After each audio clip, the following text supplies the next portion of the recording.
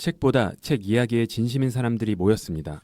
책을 읽고 이야기를 나누다 결국 책에 잡힌 독서 모임장들이 나누는 책 이야기. 독서 모임장들 책 잡힌 사이 시작합니다. 안녕하세요. 평일에는 브랜드 컨설턴트, 주말에는 독서 모임장으로 활동하는 캡 선생입니다.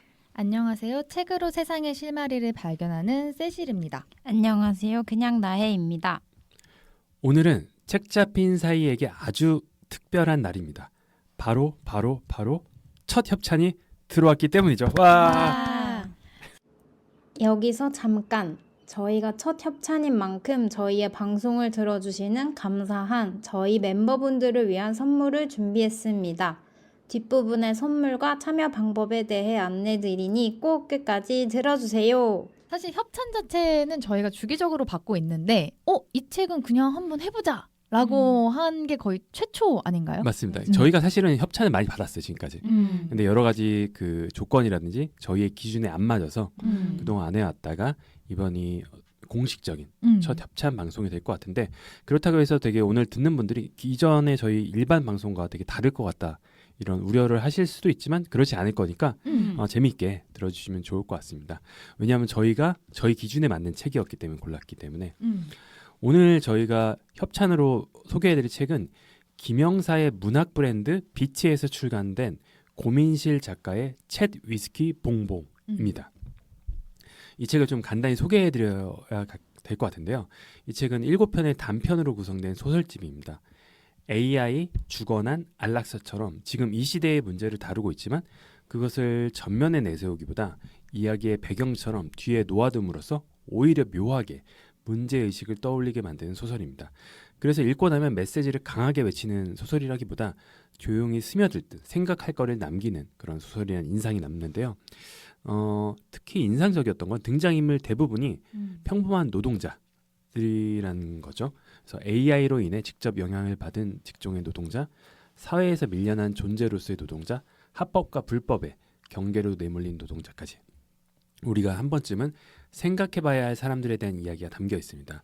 더 나아가 그들이 단지 어딘가의 타인이 아니라 어쩌면 미래의 우리가 될 수도 있는 존재처럼 느껴진다는 점에서 흥미롭게 읽을 수 있을 것 같은데요. 그래서 오늘 저희가 각자 가장 인상 깊었던 단편 하나씩 얘기해보면 좋을 것 같은데 이 모임 들어가기 전에 얘기해보니까 사실 다 동일한 것 같긴 하더라고요. 다 챗 위스키 봉봉이신가요? 맞아요. 챗 위스키 봉봉이 후루룩 읽혔던 것 같아요. 이걸 상상하면서 되게 짧은 단편 영화 보듯이 저는 봤었습니다.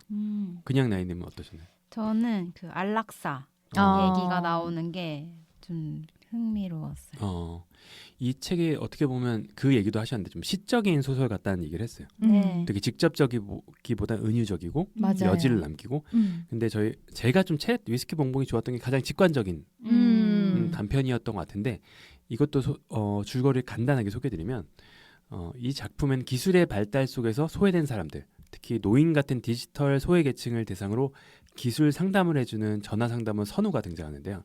주된 문의는 그 햄버거집 가면 나오는 키오스크 사용법처럼 비교적 일상적인 질문들, 이미 평이한 질문은 AI가 상당 부분 응대하고 있고, 선우가 받는 상담은 질문이 불분명하거나 불만을 쏟아내거나 감정적으로 대응하기 어려운 문의들이죠. 근데 아이러니한 거는 선우 자신 AI를 생활 전반에 적극적으로 활용한 사람이죠. 매우 효율적으로 AI를 활용하는데요. 그리고 같은 직장에 선우와는 다른 결의 상담원 한 명이 더 등장합니다. 이 남성 상담원은 AI를 적극적으로 활용하는 인물이 아니고 상담 대기자가 길어지든 말든 고객 한 명 한 명에 최선을 다하는 사람이죠. 어떻게 보면 선우는 되게 효율적인 사람인데 이 사람은 비효율적인 사람이고, 회사의 입장에서도 수익성만 놓고 보면 비효율적인 직원에 가깝죠.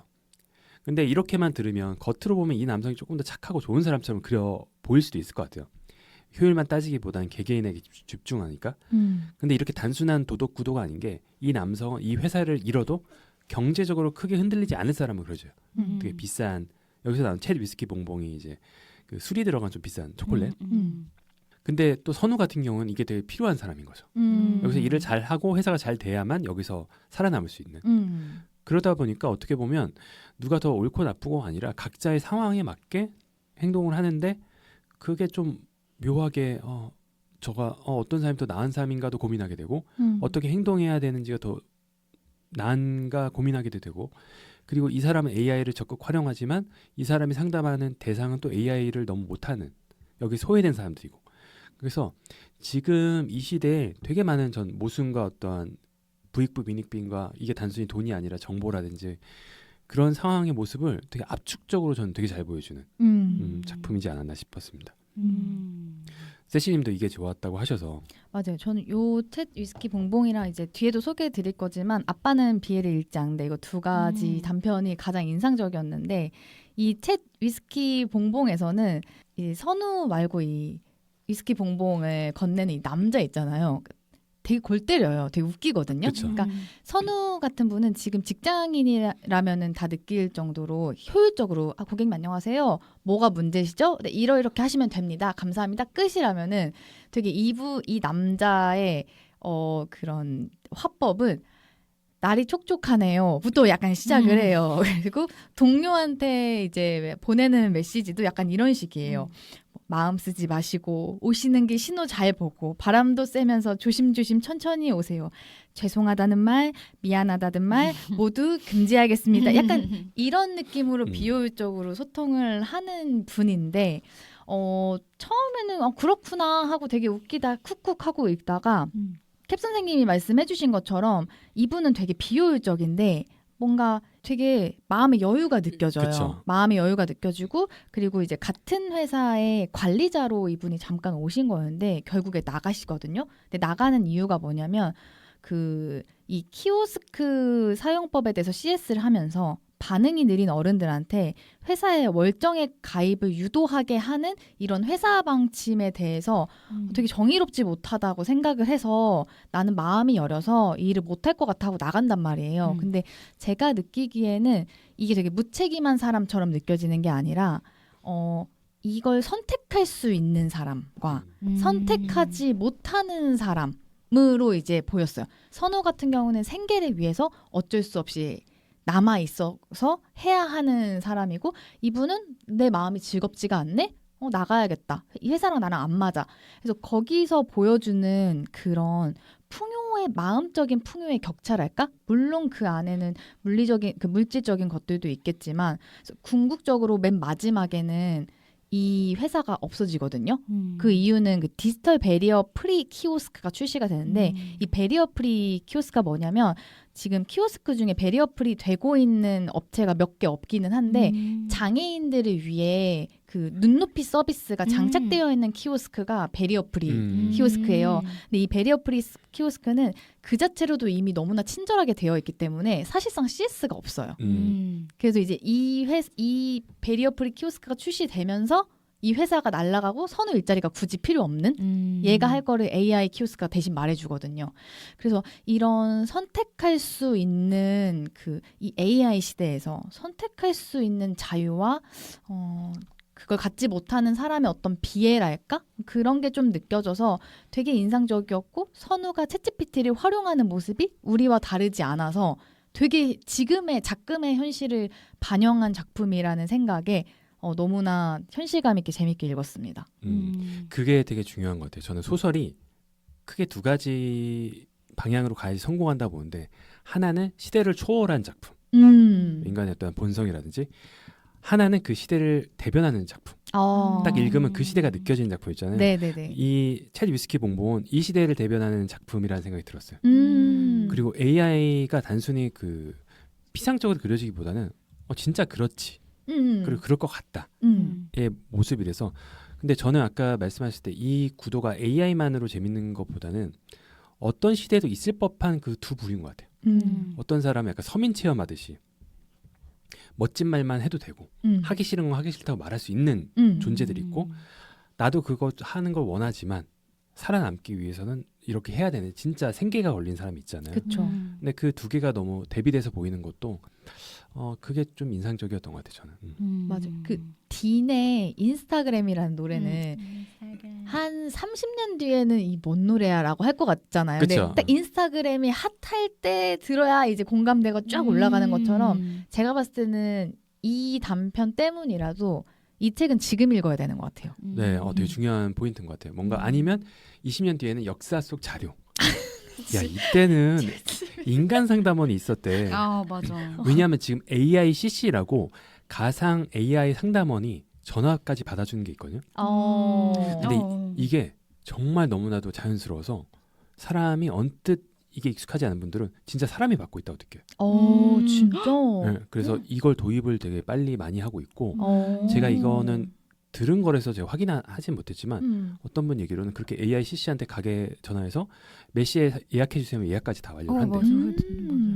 그래서 이게 몇 년 안 남았구나. 지금 여기서 말하는 상담원이라는 직업 자체가 한 5년만 지나면 야 그런 게 있었대. 그럴 수 있겠다. 왜냐면 컴퓨터란 단어 자체도 원래는 기계를 의미한 단어가 아니라 계산을 하는 사람을 의미하는 직업 이름이었는데 지금은 그 누구도 컴퓨터를 사람의 직업을 생각 안 하잖아요. 그렇죠. 네. 그리고 엑셀 나오고 나서도 더 이상 뭐 주판 같은 거 하지 않고 그쵸. 사실 지금은 엑셀도 안 하는 게 뭐 챗GPT나 제미나이한테 맞아. 던지면 알아서 정리를 맞아, 해주니까. 맞아. 그러니까 나중에 상담원이라 그러면 사람들이 이건 왜 기계원이라는 단어를 붙였을까? 이러면서 그럴 것 같아요. 옛날에 막 버스에 오라이 하는 안내원이 있던 것처럼 저가 어렸을 때 엘리베이터 그거 하는 분 맞아. 계셨어요. 엘리베이터가? 네, 이렇게 올라갑니다. 내려갑니다. 진짜. 그것도 신기하네. 나혜님은 어떻게 읽었어요? 저는 그만한 하루라는 그 단편이 좋았는데 왜냐면 저는 이게 가장 좀 현실감 있게 다가왔던 것 같아요. 왜냐면 이 내용이 약간 안락사 관련된 내용인데 이게 미래 시대를 바탕으로 하다 보니 그 시대에는 이제 안락사를 뭐 주사 이런 게 아니라 무슨 에그라는 맞아. 그 무슨 캡슐도 조력. 그러니까 안락사 조력 상품. 아예 상품으로 뭔가 보험 상품처럼 이렇게 이게 나오는 게 있는데 이게 또 마음대로 죽을 수 없는 게 너무 비싸서 일반인들은 쉽사리 사지 못해서 이분은 그거를 훔치기 이 돈을 돈이 돈이 부족해서 이제 훔치기 위해 자기가 집안일을 해주던 그 집으로 가는 그런 내용이었는데 그래서 좀 너무 표현이 저는 약간 비참했어요. 너무 슬프고 그래서 그리고 여기서 나오는 얘기 중에 하나가 그냥 자연사라고 하잖아요. 집에서 그냥 죽으면 그게 되게 민폐라는 게 퍼져 있어서 자기는 그렇게 민폐 끼치고 싶지 않다. 막 이런 말도 좀 슬펐고 그래서 이거 안락사에 대한 얘기는 진짜 옛날부터 지금까지 아직도 뜨거운 감자처럼 막 얘기가 되잖아요. 그쵸. 그래서 나중에는 정말 이 미래 이 책 내용처럼 그런 상품이 나오려나? 에그라는 게? 이거의 현대판으로 하면은 그 뭐죠? 성현과 성형 넷플릭스 영화 뭐지? 그 넷플릭스 김고은 상현과 뭔데? 상현과 잠시만 은중과 상현 맞아 은중과 상현 은중과 상현도 사실 그 결국 안락사와 관련된 맞아요. 얘기고 사실 그 안락사 상품이 지금 스위스에 있어서 사실 그것도 맞아요. 돈이 있어야 하는 거라. 맞아요. 근데 이거에 약간 좀 대중화된 미래 버전이 이 에그라고 하면서 얘기하는 부분이 진짜 이거 좀 마음 아프면서 현실적이었던 것 같아. 맞아. 근데 이게 그 자연사하는 게 민폐라고 하는 거는 결국에 나를 케어해줄 수 있는 사람이 없는 그 조건을 생각하는 거고. 근데 이게 미래의 얘기가 아니라 일본에서 제가 듣기로는 숲에 가서 죽는 사람들이 꽤 있다 그러더라고요. 스스로 이제 셀프 일종의 고려장이죠. 진짜. 네, 그게 뭐 마음 아프다. 엄청 흔한 이야기는 아니겠지만 저는 그 기사를 접하고 같은 맥락인 거예요. 집에서 죽었을 때 이게 처리하는 과정이라든지 맞아요. 이런 게 민폐라고 생각해서 맞아요. 숲으로 가는 건데 그런 것도 저는 생각이 났고 그리고 좀 더 충격적으로 생각이 들었던 게 안락사 서비스가 이제 유럽의 몇 개 국가에서는 허용이 되고 있잖아요. 근데 행동경제학으로 이제 노벨상을 탔던 데니얼 카너먼 그 교수가 안락사를 선택했어요. 행동경제학이라는 거는 어떻게 쉽게 표현해야 될지 모르겠지만 그냥 이 맥락에서 제가 풀어보면 인간의 행동이 사실 되게 비합리적이다. 비합리적인 인간의 행동과 그것의 이유를 분석하고 그걸 체계화시킨 인물이거든요. 왜냐하면 이제 원래 고전 경제학은 인간은 합리적이다는 걸 가정하고 이제 풀어내는 거라면 행동 경제학은 그거 틀렸어. 인간의 행동 그렇게 합리적이고 논리적이지 않아. 그럼 그 말인즉슨 본인은 그걸 다 파악하고 있는 사람 중에 한 명이잖아요. 근데 그 사람의 선택이 안락사라는 게 저는 되게 충격적이었어요. 어떻게 보면 비합리성을 깨우친 사람이 어떻게 보면 합리적으로 최대한 선택했던 게 안락사인 거니까. 21세기 쇼펜하우어야 뭐야. 그래서 이게 참 이게 생각할 거리가 많은 그, 주제구나. 그래서 그 보통 할머니 할아버지들이 항상 말씀하시는 게 막 자다 죽으면 호상이다 막 이렇게 말씀을 하시잖아요. 그러니까 그만큼 뭔가 편안하게 죽는? 그렇죠. 사실 요즘의 죽음은 다 병실에서 돌아가시잖아요. 그 수명을 연장하다가 그렇죠. 수명 요양원. 연장하든지 아니면 요양원에 계시든지 아니면 어떤 그러니까 병이 있어서 병원에 계시다가 이제 합병증 이런 걸로 돌아가시는 경우가 많은데 옛날에는 이제 거의 집에서 돌아가셨다는 그러니까 이게 뭐야 의학이 발달하기 전에는 다 이렇게 집에서 죽는 문화라고 해야 되나요? 그러니까 그런 게 있었는데 이제는 죽음마저 병원에서 죽는 게 싫어서 이제 오히려 집에서 그냥 요양처럼 하시다가 돌아가시는 분들도 좀 꽤 있다고 하더라고요. 그래서 그런 것도 좀 생각해 볼 만한 했던 것 같고 또 만약에 미래에 내가 건강하다가 죽는다는 말이 좀 희한한데 좀 뭐 크게 거동이 불편하지 않고 막 크게 아프지 않은 상태라면 자연사 집에서 이렇게 죽는 게 당연할 텐데 만약에 내가 진짜 아프거나 막 너무 괴로울 때는 정말 안락사를 내가 스스로 선택할 수 있을까? 만약에 그게 우리나라에서도 합법이 된다면 그래서 그런 것도 한번 생각해 볼 만한 얘기였던 것 같아요. 근데 이 죽음이라는 게 사실 저희는 아직 그게 조금 먼 얘기라는 막연한 그 믿음이 있잖아요. 그렇기 때문에 이거를 이렇게 얘기할 수 있는 것 같은데 저는 되게 인상적이었던 게 엘리자베스 퀴블러 로스라는 사람이 죽음학 연구로 되게 유명하대요. 이 사람이 죽음에 대해서 얘기한 가장 유명한 이론이 우리가 이제 곧 죽을 겁니다라고 얘기하면 5단계를 거친대요. DAB, DA로 나누는데 처음 D가 이제 denial. 아니야, 그럴 리가 없어. 그 다음에 A가 anger. 그래서 열받는 거죠. 네가 뭔데 그렇게 얘기하냐고. 그 다음에 B가 bargaining이라 그래서 그래도 어떻게 조금 더 오래 살 수 있지 않을까요? 근데 그것까지 안 되면 depression, 우울하게 지고 마지막에 acceptance, 수용을 한다는 거예요. 그게 모두가 비슷하대요. 처음에는 아니야, 그럴 리 없어. 화가 났다가 그래서 뭐가 조금 더 있겠지 하다가 우울해졌다가 받아들이고. 근데 안락사라는 건 이 모든 과정이 되게 순식간에 그냥 거치는 과정이라서 감정의 요동이 되게 심하겠구나. 그래서 좀 되게 어려운 얘기인 것 같아요. 그 버튼 내두를 수 있을까? 난 쉽지 않을 것 같은데. 근데 만약 내가 그러니까 그 항상 저희 할머니가 하는 저희 부모님도 그렇게 얘기하시는데, 그러니까 정신이 멀쩡할 때 가고 싶다. 그러니까 뭔가 진미 되고 싶지 않은 것도 있는 것 같고, 그러니까 그렇게 죽음에 이제 자식들을 고생을 시키니까 자기는 그러고 싶지 않다면서 저희 아빠는 할머니랑 같이 그거 했어요. 그 연명 거부 치료 그걸 병원 가서 이걸 하셨거든요. 그래서 사실 그것도 좀 뭔가 본인이 선택하지 않으면 가족들이 대신 어떻게 해줄 수가 없잖아요. 그렇죠. 그게 진짜 어려운 문제예요. 이게 그거에 근접하면 진짜 되게 생각할 게 많은데 이게 약간 벼락치기 같아요. 우리는 그게 시험 날짜처럼 있잖아요. 근데 생각 안 하다가 직전에 가서 이제 고민하니까 맞아. 너무 힘든 거예요. 맞아. 너무. 그래서 현실적으로 그냥 저는 작년인가 재작년에 엄마랑 죽음에 대해서 얘기하다가 어떻게 장례 치르고 싶은지를 엄마가 먼저 이제 이야기를 꺼내가지고 이렇게 얘기를 했었는데 그런 얘기를 좀 그냥 뭐 답은 안 정해줘도 미리 좀 해보는 건 나쁘지 않은 것 같아요. 맞아요. 그렇죠. 근데 저는 약간 버킷리스트 아닌 버킷리스트가 저는 앉아서 죽고 싶다. 왜 앉아서요? 그 불교의 선승들이 좌탈인망이라 해서 앉아서 명상하는 자세로 죽는 경우들이 맞아. 고승들이. 맞아. 근데 그 말은 뭐냐면 그거를 받아들인 것 같아요. 죽음을? 네. 본인이 이제 스스로 이제 컨트롤하는 거죠. 뭔가 이렇게 그러면 오히려 이제 자식들도 그렇고 뭔가 주변 사람들이 덜 슬퍼할 것 같아요. 멋있는데? 앉아서 돌아가. 나도 요가 자세 알아본 다음에 내가 무슨 자세로 고양이 자세로 고양이 자세, 소자세로. 세시님은 아까 하나 더 단편 인상적이었다고. 맞아요. 그 아빠는 비애를 읽지 않는다라는 단편이었는데 저는 약간 진짜 이런 단편 소설을 발견하면은 저 되게 솔직한 사람 좋아하거든요. 담백한 사람. 네.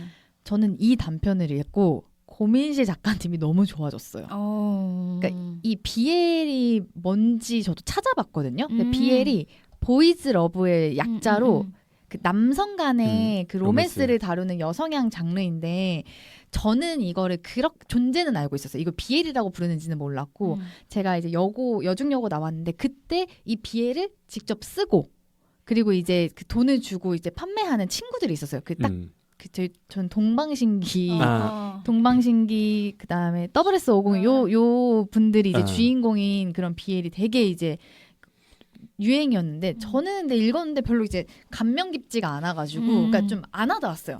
근데 요게 되게 아무튼 그 특히 여고생 감성의 맞아요. 친구들이 되게 좋아하는 장르인데 이걸 소재로 잡았다는 것도 전 너무 재밌었고 이게 어떤 내용이냐면 이제 모르시는 분들도 있으니까 윤서라는 30대 중후반의 여자가 나와요. 이 친구는 아니 나보다 언니네. 그래서 이분은 그 이제 취업 준비를 하고 계시고 그리고 이분의 아버지 윤서의 아빠랑 현숙이라는 그러니까 윤서의 엄마는 이혼 중이에요. 근데 이제 어떠한 상황에 의해서 이제 윤서가 아빠랑 함께 지내면서 일어나는 일에 대한 얘기인데 아버지의 어떤 상황은 그 회사의 대표였다가 지금은 이 회사가 망해서 집에 계시고 있는 상황? 그러니까 사실상 노동을 하고 싶은데 못하고 있는 상황이라고 보면 되겠죠? 근데 이 아빠랑 윤서가 되게 서먹서먹한데 그 우리 막 밀리의 서재처럼 그런 웹소설 플랫폼을 윤서가 아빠한테 주면서 서로 공유를 합니다. 그래서 윤서가 미리 그 구매해놨던 그 구매한 그런 웹소설들을 아버지가 읽어요. 그러면서 별 말은 안 하거든요. 두 사람이. 근데 이 책을 서로 읽는다는 그런 감각 때문에 어떤 심리적인 거리가 좁혀지고 있는 그런 얘기를 다루는 그런 단편인데 이제 웹소설 플랫폼 써보시는 분들 알겠지만 최근에 내가 읽었던 도서라든지 완독한 도서를 체크할 수 있어요. 그럼 윤서가 보고 아빠가 최근에 무슨 책을 읽었는지 뭐 이런 것들을 보는데 아빠는 원래 BL은 안 읽고 다른 걸 읽으시다가 어느 날 봤는데 분명 삭제를 했다고 생각했는데 삭제한 내용에서 다시 다운로드 받는 기능을 알았는지 BL을 완독한 거예요. 그러면서 조금 더 이제 아버지와 정신적으로 좀 가까워지는 그런 느낌의 단편으로 저는 읽었거든요. 뭔가 저 BL가요 여러분 뭐 이렇게 얘기하지 않잖아요. 이게 뭔가 사회적으로는 좀 그렇죠. 네, 음지까지는 아니지만 그래도 양지 느낌은 아니어서 근데 약간 서로 그런 것들을 공유하는 그런 부녀 간의 어떤 우정이 되게 와닿았고 더 와닿았던 이유는 이제 그 저랑 지금 어머니도 저희가 책구절 통화료라고 해가지고 어머니가 책구절을 보내주시면 제가 통화를 하는 시스템이에요. 그러다 보니까 처음에는 이제 엄마가 저랑 전화하는 걸 되게 낙으로 생각하는데 그러다 보니까 이렇게 어떤 푸념이라든지 저에 대한 걱정이 보통 통화의 주제였는데 이렇게 같은 책을 읽고 대화를 하다 보니까 이 정신적으로 되게 교감이 많이 되더라고요. 그래서 그런 맥락 때문에 그 윤서와 윤서의 아버지와의 그 동규인가? 아버지 이름이? 그래서 윤서와 동규와의 관계가 조금 더 저한테는 와닿았고 그게 이제 단순히 좋은 책, 베스트셀러가 아니라 어떤 BL이라는 남들한텐 얘기하기 조금 그런 부분을 공유하고 있다는 것 자체가 되게 인간적으로 느껴져서 저는 이 단편 읽고 되게 작가님에 대한 호감이 커졌어요. 되게 솔직한 사람이다 이런 느낌? 저는 그 책에 보면 이제 어떻게 보면 딸이 이제 BL을 읽는 걸 아버지한테 걸리는 거잖아요. 그러니까 그쵸? 걸린다는 약간의 그 당황감이 거기 나오잖아요. 근데 반대로 그 아버지도 약간 야한 동영상 보다가 걸리잖아요. 일종의. 그러니까 그래서 저는 상호적으로 취약점이 드러난 것 같아요. 그러니까 그랬을 때 조금 더 어떻게 보면 그럴 때 끈끈해지는 경우가 있는 것 같아요. 그러니까 이 정도의 취약점이 아니더라도 누군가한테 매력을 느낀다는 거는 괜찮아 보이는 사람의 약점이랄까? 맞아. 그걸 발견했을 때 호감이 생기는 거잖아요. 맞는 것 같아요. 그러니까 찬양에서 호감으로 넘어갈 때는 저는 거기에 취약점 인간적인 매력. 그치, 인간적인 매력이라는 게 사실은 그 약점과 취약점과 어떤 치부라든지 적절한 치부. 근데 그게 서로 이제 드러나면서 그동안 소원했던 거리감이 줄어든 것 같아요. 전 그래서 이걸 BL이라는 테마로 읽기보다는 어떤 그 관계고 그 결국엔 관계의 핵심 중에 하나가 취약점의 어떤 공유. 그쵸. 그냥 가족끼리는 사실은 뭐 볼 거 못 보고 다 보면 살잖아요. 계속 이제 완벽하게 이제 못하니까. 좀 그렇게 좀 읽었던 것 같아요. 맞아요. 그래서 그럼에도 불구하고 이런 취약점을 이렇게 드러낸다고. 그래서 다음에 뭔가 고민실 작가님한테 질문할 기회가 생긴다면 어떤 비애를 읽었는지 물어보고 싶다. 저는 근데 이거를 읽으면서 뭐 그런 취약점 공유도 있지만 저는 생각보다 아버지의 취향이 이런 것도 좋아할 수 있구나라는 거를 그러니까 유연한 취향. 난 사실 그 여기 책에서도 나오는데 어머니랑도 자주 안 만나지만 만났을 때 이제 아버지랑 어머니랑 셋이 살 때 자기가 느꼈던 어머니랑 아버지랑 어머니랑 헤어지고 나서 엄마를 가끔 봤을 때 내가 느끼는 엄마랑 느낌이 되게 다르다는 얘기가 나와서 생각보다 우리는 부모님을 잘 모르고 있지 않을까라는 생각도 들었던 것 같아요. 저는 조금 다르게 봤던 게 비애를 본 게 딸을 이해하고 싶어서 보지 않았나 하는 생각이 들어요. 진짜요? 좀 왜냐하면 저도 자식이 있으면 자식이 아니라 좋아하는 사람이 있으면 내가 관심이 없지만 그 사람이 이걸 왜 좋아할까 하면서 이해도요? 그러니까 그게 궁금한 게 이 콘텐츠가 재밌는 게 아니라 왜 좋아할까? 이 콘텐츠 왜 좋아하지? 를 저는 그렇게 생각하는 편이거든요. 나는 약간 그 윤서 아빠 동규 이랬을 것 같은데. 나랑 취향 꽤나 겹치는 거. 나도 세실린처럼 생각했어요. 진짜요? 네. 왜냐면 저는 그 앞에 야한 동영상이 복선이라고 하면 그거랑 이게 겹치지 않는 느낌이어서. 근데 저는 일단 아버지니까 엄청 고지식할 거라는 생각이 있고 어른들은 생각보다 생각이 쉽게 바뀌지 않잖아요. 그렇죠. 그리고 사실 이 비엘이라는 게 미래에 어떻게 될지 모르지만 이게 어쨌든 이 여자 주인공도 이제 어쨌든 아버지 못 보게 이렇게 숨겨놓잖아요. 그렇죠. 그러니까 그런 걸 봤을 때 아직 그 미래에도 이게 엄청 양지에 있는 문화는 아닌데 그걸 아버지가 보고도 일단 그걸 한 권만 본 게 아니라 되게 여러 권을 읽었다는 게 저는 재밌으셨구나 라고 느꼈던 것 같아요. 전 이 문화는 저 어렸을 때도 있었거든요. 그 BL로 그 명칭은 없었는데 그때 제가 그 여자친구들이랑 친해가지고 되게 저한테 쉽게 얘기했어요. 근데 이유를 제가 물어보니까 그때 그 이유가 뭐냐. 그때도 연예인이었어요. 그때는 H.O.T. 두 가지 이유가 있어요. 하나는 이 사람들 내가 좋아하는 대상이 사랑에 빠진 모습이 궁금한데 그게 여자이길 원치 않는 거예요. 나 외에 다른 그렇죠. 그래서 여자 연예인이랑 그 당시만 해도 여자 연예인이랑 열애설이 좀 있으면 그 여자 연예인한테 편지에 칼 보냈어요. 맞아. 테러하고. 테러하고. 그러니까 근데 그럼에도 내가 좋아하는 대상이 사랑에 빠진 모습을 또 보고 싶은 거예요. 근데 거기에 여자가 개입하지 않았으면 좋겠다. 그 심리가 교차했던 이유라고 하더라고요. 제가 어렸을 때 기억으로는. 난 몰랐네. 그래서 되게 중고등학생 때 그게 유행하잖아요. 그때 한창 아이돌을 좋아할 때고 근데 그들이 다른 이성과는 관계가 없었으면 좋겠고. 맞아요. 내가 좋아하는 동성인 아이돌이면 그 정도는 인정. 꼭 같은 그룹에서. 근데 제가 제일 충격적이었던 그런 이유는 무한도전으로 그걸 만든 사람이 있었어요. 왜 그랬지? 나 힘들다. 무한도전까지. 명수형 사랑해. 그래 그때. 진짜요? 그때 박명수랑 정준하가 관계였다고. 진짜요? 진짜요. 그건 왜 그러시는 거지? 각자의 취향이 있으니까. 그러게요. 신기하다. 너무 재밌네요. 그래서 이 단편이 어떻게 보면 저는 책으로서도 기능하는 작품이지만 독서 모임의 화두로 되게 많은 그런 화두를 맞아요. 갖고 있는 책이라서 혹시 독서 모임을 운영하는 분들이라면 이 책으로 한번 독서 모임을 운영해도 좋지 않을까 생각합니다. 좋네요. 네, 책 잡힌 사이 오늘은 고민실 작가님의 챗 위스키 봉봉으로 이야기 나눠보았는데요. 오늘의 대화는 3가지로 정리할 수 있을 것 같습니다. 취약점은 관계의 키. 작가님은 어떤 비애를 읽어보셨나요? 명수형 사랑해.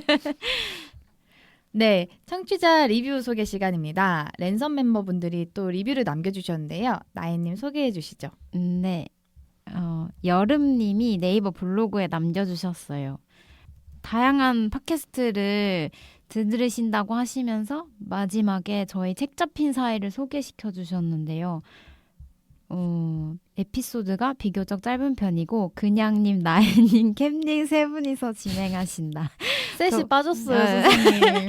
독서 모임이라는 이름에 걸맞게 책의 내용 자체보다는 그 책을 읽고 파생되는 생각과 자신들의 경험 이야기들을 자연스럽게 나누시는데 이 대화가 꽤나 유익하고 재미있다. 세 분의 각자 다른 상황에 따른 다양한 의견을 들을 수 있고 에피소드가 쌓여갈수록 케미가 더 좋아지는 느낌?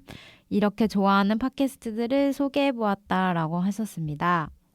아, 근데 저는 이 팟캐스트를 쭉 소개해주는 블로그 글이었거든요. 근데 저희랑 같이 소개된 팟캐스트가 다 어마무시한 여두톡, 그리고 밀리의 서재에서 이다혜 기자님이 하는 리딩 케미스트리, 그리고 민음사 말줄임표, SBS에서 하는 김혜리 필름 클럽, 그리고 그 송은이 김숙의 비밀 보장과 같이 책 잡힌 맞아요. 사이가 소개가 돼서 감개무량했습니다. 정말요. 그래서 저희 소개 그냥님, 나혜님, 캠님 이렇게 해주셔서 제가 댓글로 안녕하세요, 그냥 나혜입니다 하고 이렇게 말씀을 드렸더니 아 진짜? 네. 아니, 비밀 댓글이 이거 나혜님이 하신 거구나. 네.